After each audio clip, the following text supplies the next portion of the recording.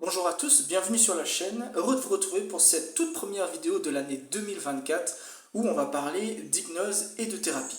Alors quel est le lien entre l'hypnose et la thérapie? Pourquoi utiliser l'hypnose en thérapie? Voilà autant de questions auxquelles on va tenter de répondre dans cette vidéo juste après l'intro.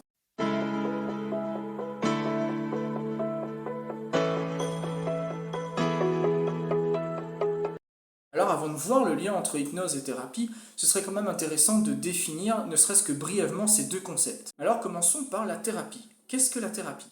Eh bien, selon le dictionnaire, la thérapie, c'est un ensemble de procédés qu'on va utiliser pour un traitement donné. Personnellement, je compléterai cette définition en disant que certes, la thérapie, c'est un ensemble de procédés qu'on va utiliser pour un traitement déterminé, mais dont le but vise à créer ou à développer un mieux-être chez la personne. Bon, quand on a dit ça, on a tout dit. Et en même temps, indirectement, on vient de définir ce qu'était l'hypnose. Alors, si on se réfère à cette définition de la thérapie, eh bien, l'hypnose apparaît comme un procédé, c'est-à-dire un outil que l'on va utiliser dans la relation d'aide pour accompagner, aider la personne à aller mieux ou à atteindre ses objectifs. Donc l'hypnose figure parmi les nombreux outils qu'il existe pour aider les personnes à aller mieux. Parmi tous ces outils, eh bien, on peut retrouver par exemple la naturothérapie, l'aromathérapie, l'art-thérapie, la musicothérapie, on peut aussi retrouver le magnétisme ou l'énergétisme, on peut retrouver les TCC, c'est-à-dire les thérapies comportementales et cognitives, on peut retrouver aussi la réflexologie panthère, non, n'importe quoi, la réflexologie plantaire, l'acupuncture, et puis il y a aussi le MDR, cette méthode de désensibilisation par mouvement oculaire, vous connaissez? Voilà.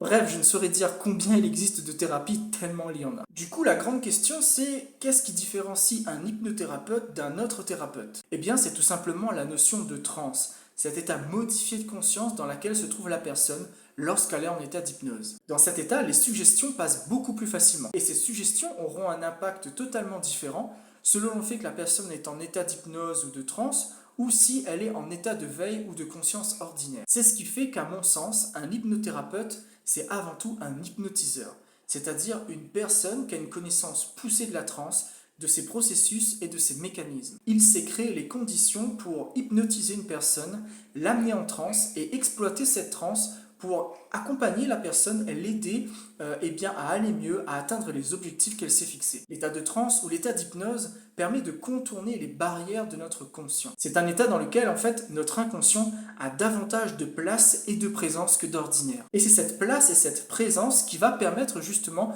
l'échange entre conscient et inconscient. Alors pourquoi travailler avec l'inconscient, vous allez me dire? C'est quoi l'intérêt? Eh bien en hypnose, on considère que tout ce qui est automatique est de l'ordre d'un processus inconscient. On respire, on marche, on mange, on conduit. Il y a tout un tas de choses que l'on a appris à faire et que l'on fait de manière quotidienne, de manière inconsciente. Et il en est de même pour nos pensées, nos émotions et nos réactions. Exemple numéro 1, je vois une araignée. Je crie, ah, je saute, je panique, je cours partout, je m'affole. Qu'est-ce qui s'est passé? Eh bien, la réaction que j'ai eue résulte d'un processus inconscient. Tout ça s'est fait de manière automatique. Exemple numéro 2, je m'apprête à passer un examen important. Qu'est-ce qui peut se passer? Eh bien, je vais commencer à avoir des nœuds au ventre, à transpirer, à avoir le rythme cardiaque qui s'accélère, à avoir des pensées un petit peu qui sont anxiogènes.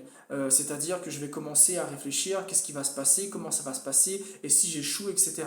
Qu'est-ce qui se passe à ce moment-là? Eh bien, c'est un processus automatique, inconscient qui se met en route. C'est-à-dire que tout ce qu'on va ressentir au niveau psychologique, physiologique, eh bien, ce sera totalement indépendant de notre volonté. Exemple numéro 3, et ça je pense que ça vous est aussi déjà arrivé, vous repassez à un endroit où vous avez eu un accident, où vous avez fait une chute, ou en tout cas où vous vous êtes fait mal. Et lorsque vous allez repasser à ce même endroit, eh bien, il y a fort à parier que vous allez repenser à cet incident, à cet accident, que vous allez avoir des images, des sensations, des réactions, une émotion qui vont revenir et qui vont vous faire revivre en fait cet événement qui vous a marqué.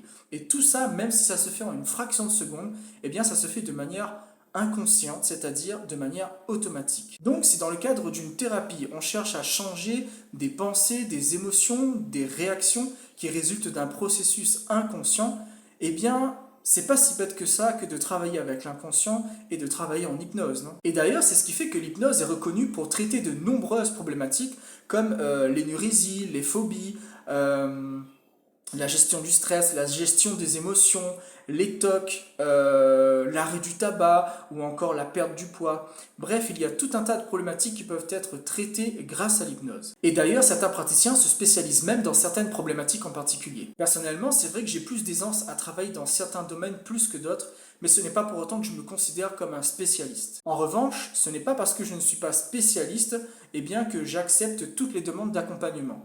Il m'est déjà arrivé de refuser certaines demandes, tout simplement parce que je ne m'en sentais pas capable pour l'instant. Alors voilà, maintenant vous en savez un peu plus sur l'hypnose et la thérapie, et notamment comment la thérapie exploite l'hypnose. Bien évidemment, les idées, les concepts que j'ai tenté de vous décrire et d'expliquer dans cette vidéo sont les miennes. Celles-ci reflètent ma vision de la thérapie et de l'hypnose. Et certains praticiens peuvent avoir une toute autre vision. Donc si vous avez des questions ou des remarques, mettez-les en commentaire et je tenterai d'y répondre. Pensez également à mettre un petit pouce bleu, ça fait toujours plaisir. Allez, c'est tout pour moi, à très bientôt pour une nouvelle vidéo. Je vous laisse, je vous embrasse, prenez soin de vous, prenez soin de vos proches, prenez ce qui est bon pour vous et juste bon pour vous. Natrouve.